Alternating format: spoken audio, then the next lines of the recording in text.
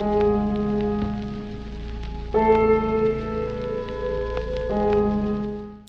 guys, welcome back to the channel. Finn here. Today we're kicking off an exciting new segment, our tutorial guide series called How To. In this series we'll break down key concepts, tips and tricks to help you master any game, topic or tool. Whether you're a newcomer or looking to refine your skills, these guides are designed to give you the edge or to teach you something new.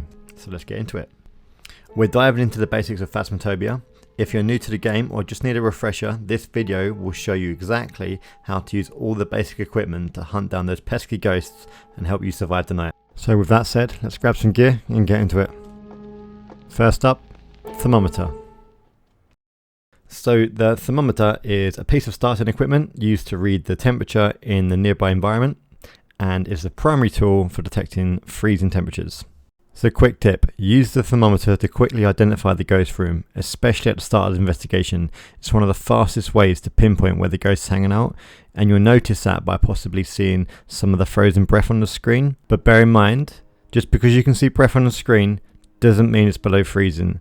So pull your thermometer out and have a look. It needs to go below 0 or 32 Fahrenheit, okay? If it does, then you can mark it off as evidence. If it doesn't, you cannot use it as evidence. Example on the screen, it's clearly below freezing, so mark it off and move on. EMF Reader. So second up is the EMF Reader, that stands for electromagnetic fields. This handy device measures electromagnetic field fluctuations whenever you're near paranormal activity. So it's important to remember that EMF spots are left behind on almost everything that the ghost interacts with. These little hot spots will last about 20 seconds and can be read with the EMF reader. So a little tip here is, even though you can hear the reader going off and ticking away, it might be scoring like 1, 2, 3, 4. That's not enough to be evidence, okay? It needs to hit 5 or above. For instance, the EMF reader here starts hitting 5 straight away. The plate's flipped or whatever, we go up to it, we confirm it, level 5.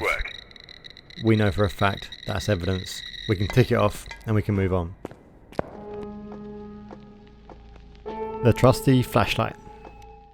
Of course, no ghost hunt will be complete without the flashlight. This is your primary tool for navigating dark environments. Always keep it on hand to avoid being caught off guard in pitch black rooms. Remember, you can toggle your flashlight on and off even while holding other equipment, which is crucial during ghost hunts where you need to stay mobile and aware. So right click turns it on and off, and if you're holding a piece of equipment, push the T button and that will allow you to turn that off. During a hunt, the flashlight will rapidly flicker if the ghost is within 10 meters. Also bear in mind that the ghost will be attracted to it, so you might want to consider turning it off when hiding. The UV light. The UV light is used to detect ghost fingerprints, handprints and footprints on surfaces like doors, windows, light switches. These prints are often invisible to naked eye, but they will glow under UV light. If you spot any, it is another crucial clue for narrowing down the ghost type. Quick tip, always check common interaction points like doors and light switches after you hear the ghost move something or flicker.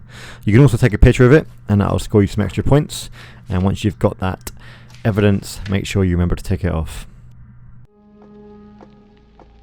Dots projector. So this piece of equipment projects a grid of green dots into a room. When placed in an area with ghost activity, you might see the silhouette of the ghost moving through the grid. A few tips here. If the lights are turned off, you will see everything a lot clearer. Place this down on the floor with the F key, and that will allow you to also take a picture of the ghost, earning your extra points. And bear in mind, you can also set up a camera and watch it from the safety of the van. Make sure you remember to tick off the evidence once you've seen the silhouette. Video camera. So video cameras are crucial for spotting ghost orbs, which are small balls of light that indicate a ghost presence. Set up the camera in a suspected area and monitor the feed from the truck if you wish, using the night vision mode. Ghost orbs are usually visible on the monitor as floating specks of light. Again, these are easier to see in night vision mode with the lights turned off. You can also set the camera up by pushing the F key and facing it the right way around. Bear in mind that if you leave these cameras unattended for too long, the ghost will knock them over. Later on you can get a tripod to help reduce that. Finally, you can also use the camera if you've got no other light source to have a little look around. To use it from the fan, simply go up to the screen and click the mouse, and the spacebar will turn night vision on and off. I believe you can have up to 4 of these cameras, so you can dot them around the house as you so wish. Just remember, once you've seen the ghost orbs, go to your journal and click ghost orb, and that will narrow down the ghosts further. Ghost writing book. The ghost writing book is a simple yet effective tool. Place the book in areas where you suspect ghost activity and wait to see if a ghost leaves a message. It might take some time, so be patient. If you find writing or symbols in the book, you've got a solid clue. Bear in mind, if you don't get anything, just make sure to pick up the ghost book and put it in another area, and then you might find that works a little bit better. Just make sure you place the book with F and not just drop it. A few tips here. If you do capture some ghost writing, you can take a picture of it, which will give you some more points. Furthermore, if you have an EMF reader with you, make sure you place that down or hold it while the ghost is writing. That will give you a reading of level 2 with a 25% chance of it being a level 5 reading if that is one of the ghost types of evidence. There's also a chance that the ghost will throw the book away and it will close if that isn't among its evidence. You can also capture this on a video camera, however watching the writing can be quite difficult, and if you have a sound sensor in the room you'll also be able to hear this. Spirit box. So finally, the spirit box. This device allows you to communicate directly with the ghost by scanning through radio frequencies. When you ask a question, listen for the ghost's voice through the static. For it to work, you usually need to be in a dark room, and it may only respond if you're alone or in a group, depending on the type of ghost. There are a lot of questions you can ask it. For instance, are there any ghosts? Are you happy? Are you sad? Are you here? Are you male, female? Are you waiting? Can we speak? Are you there? Any of those questions can get you an answer. And if you do get an answer, make sure that you tick it off on the evidence sheet. Sometimes you can think you've got an answer, but if you've asked a question and it comes up red, it means the ghost haven't heard you, or it wasn't a question, or it's not one of the ghost's evidence type.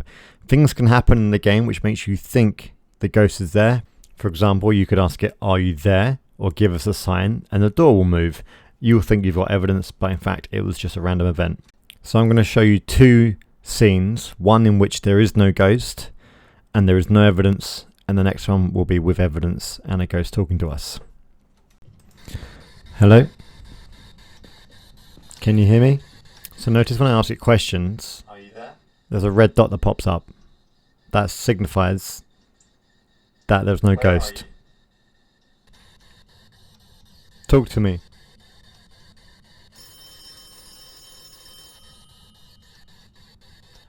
So you may have heard the phone ring there after I asked the ghost to talk to me. However, that's not evidence. I'll show you clear evidence in the next part. Where are you? From behind. Attack. How old are you? How old are you? Are you friendly?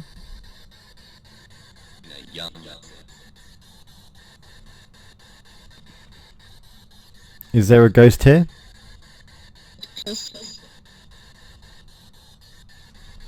And once you've heard a good response, make sure you mark it off as spirit box, and that will add to your evidence. So that's it, guys. That's the end of my little tutorial. I hope it was somewhat useful. If it is, please give me a little like and a subscribe, and we will be back for the next one. Peace out, guys.